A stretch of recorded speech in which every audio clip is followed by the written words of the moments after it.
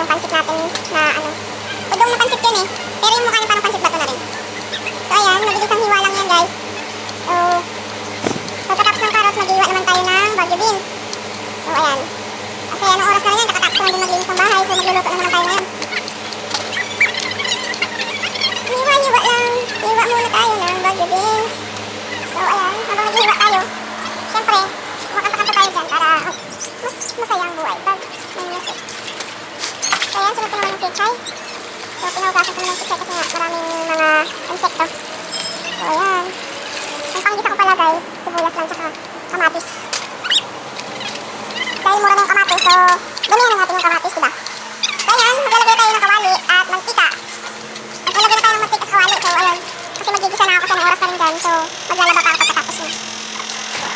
Kasi uuwi yung asawa ko, kailangan luto ng pagkain. Kasi pagod din sa trabaho yun. So kailangan, meron na tayong pagkain. So yun yung mahirap pag may pamilya ka na, may asawa at anak ka. So kahit may kasama ka sa bahay, kung puro din pasaway na ko, legit talaga ang pag, ano mo, inti mo lang iyong pasensya. So kailangan pag may ano ka na talaga, mahaba yung pasensya mo. Kasi hindi lahat ng kasama mo sa bahay tutulungan ka ng trabaho, diba? So kahit pagod ako dyan, nagluto pa ako pagdating ko, galing din ng trabaho. Kasi ayoko rin naman ng bahay lang ako. Mas maganda siyempre may income ng asawa mo para tulungan din sa lahat ng bayan. Kasi hindi naman ganun kadali yung trabaho dito sa Manila.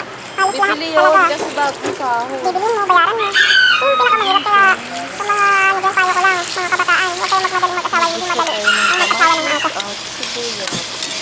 Ang iyaan, mga kabataan, kaya pag in love, gawin lang inspirasyon, pero huwag nang lumagpas doon.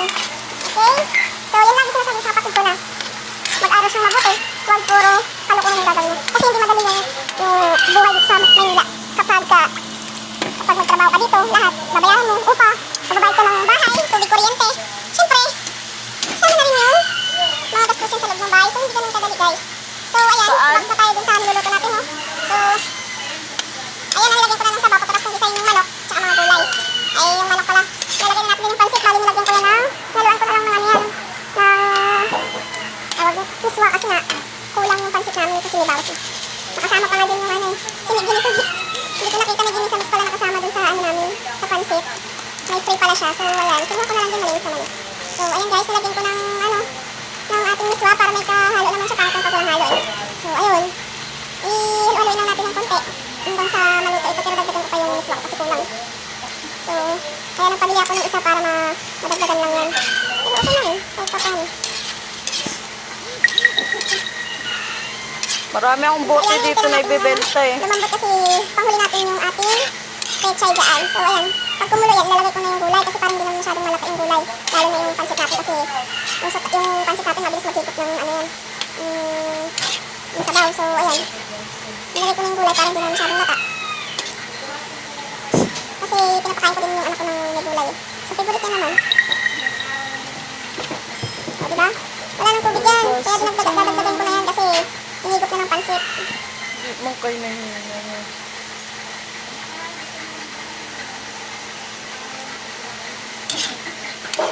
Ayan guys, titikman ko muna kung anong lasa.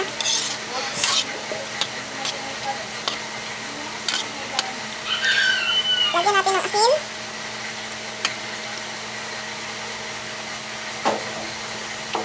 So ayan, okay na. Okay na to. Bye-bye. Thank you for watching.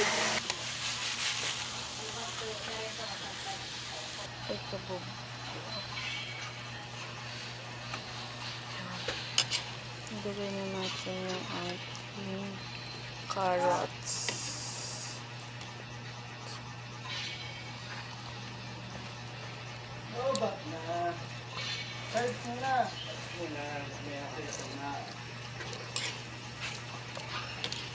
Kulang sa asin.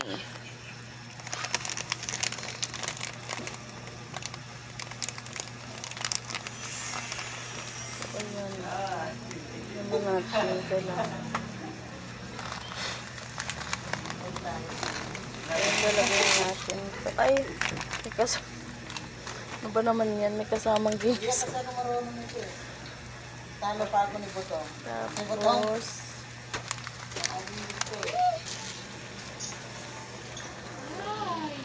O, ayan na si ate mo, may ulam. Wow, sarap ng ulam ah. Chicken.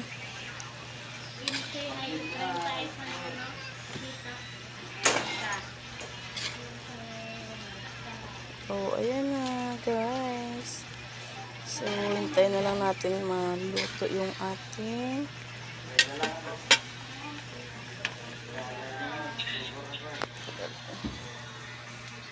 diba? Ang bilis ng sabaw. Nalaman ka Gmail yung nakalagay dito. Kaya di pa naman So, ayan. Mabilis lang. Diba? Pansit. Sabaw na may pansit. So, ayan. Ichay.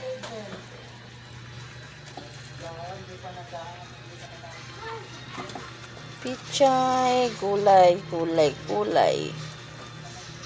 Ayan. So, last na lunod natin yun, guys. Okay. Wala nang tubig. My goodness. Dagdagan ko nga to. Kulang. Kulang yung sabaw niya. So, ayan guys. Pakukuluin lang natin. At, okay na. Pagkatapos. So, ayan, dinagdagan ko ng tubig kasi wala lang sabaw.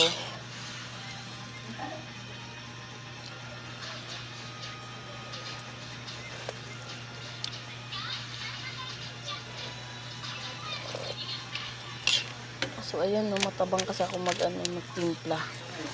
Kaya, sinasabihan ako lagi ang mga kasama ko sa bahay.